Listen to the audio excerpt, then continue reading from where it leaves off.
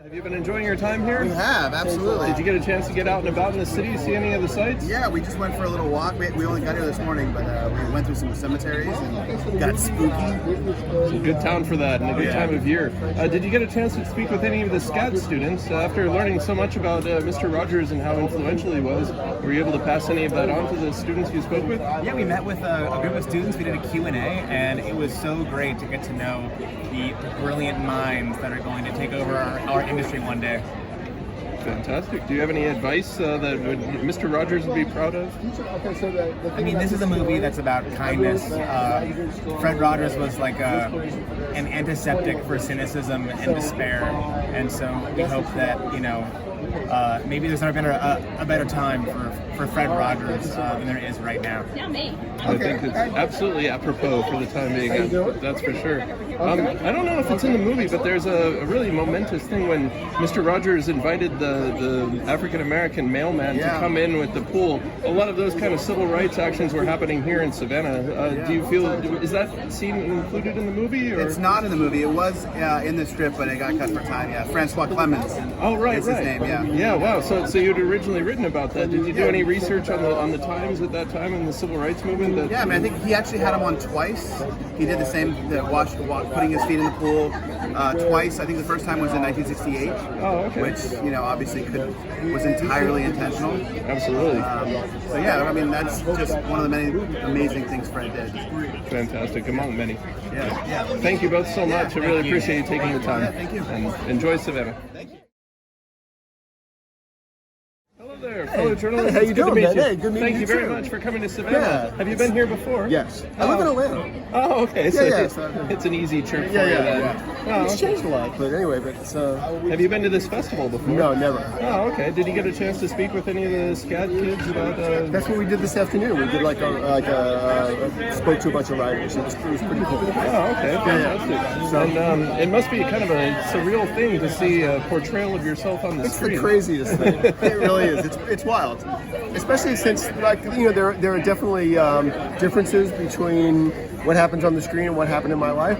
But at the same time, the essence of the friendship between me and Fred is the same. And Matthew Reese, well, all of a sudden you look at him and he's like playing you, and that's a pretty wild experience. I can imagine. Yeah. Unlike anything else that's ever happened to me. I haven't seen the movie yet.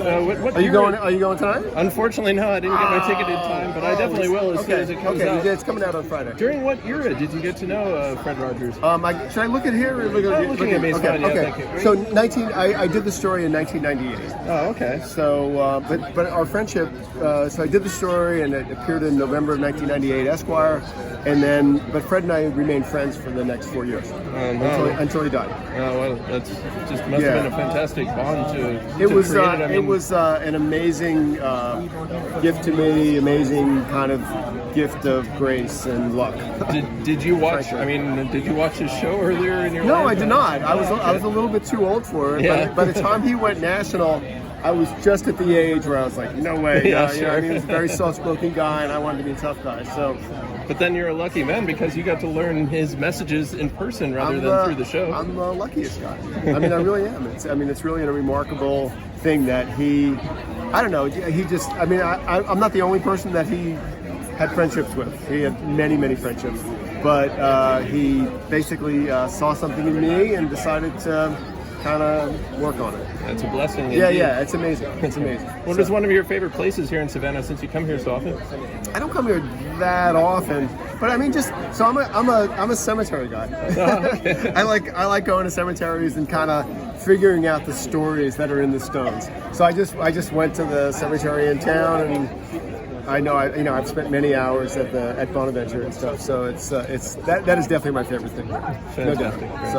Thank you so very much. Are you from here? Or? Actually, I just moved here in May, but my family's been here for the last 12 years. Actually, my father teaches at SCAD, so it's kind of a little bit in the family. That's really interesting. So anyway, that's awesome. It's a lot of stories, a lot of stuff going on. So. Yeah, that's for sure. All right, man. Well, thank you very much. Thank really you very nice much. to meet you. Thank you. Okay, thanks.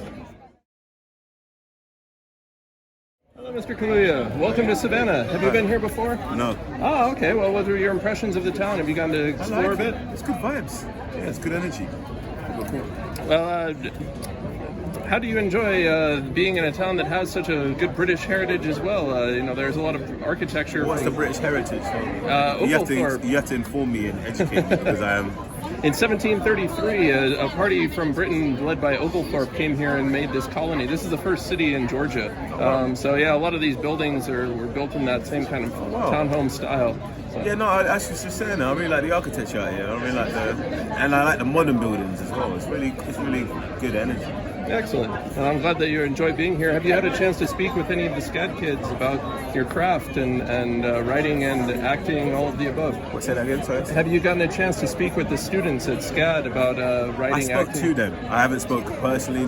I've had like a couple interactions, but it's always really nice to like be a part of that. If people want to listen and speaking to people who I think are the most exciting point in their careers when they are thinking of new ways to do things. Well, especially since you got to start young in your own career, you know, I mean, did you have any advice for them about how to pursue their dreams? Keep doing stuff. Try not to wait on things, because this whole industry is about collaboration and about bringing teams together. And the more you do that, the more you're actually learning about what the industry's like. Fantastic. So keep working in teams. Thank you very much. We really appreciate your time. It was nice to meet you.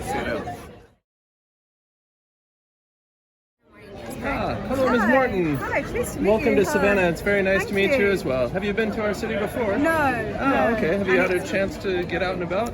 I've driven about, and then tomorrow I'm going to do a kind of walkabout and, you know, kind of see it. But the sky is beautiful, and I keep seeing these trees with the moss on, and these buildings, these kind of colonial buildings. It's it's like makes me think of all these in different places, but it's just Savannah. It makes me think of Singapore and Paris and London. I think it's possibly one of the most beautiful cities I've ever seen in my life, and I've travelled to lots of places. Wow. Well, thank you so much for that impression. And that's just driving around. Like, oh my god. Yeah. It does have a lot of the British heritage because this was a colony, back in 1730. Yeah. Oh no, it's a fine thing, And so, does it make you feel a little bit at home in that way?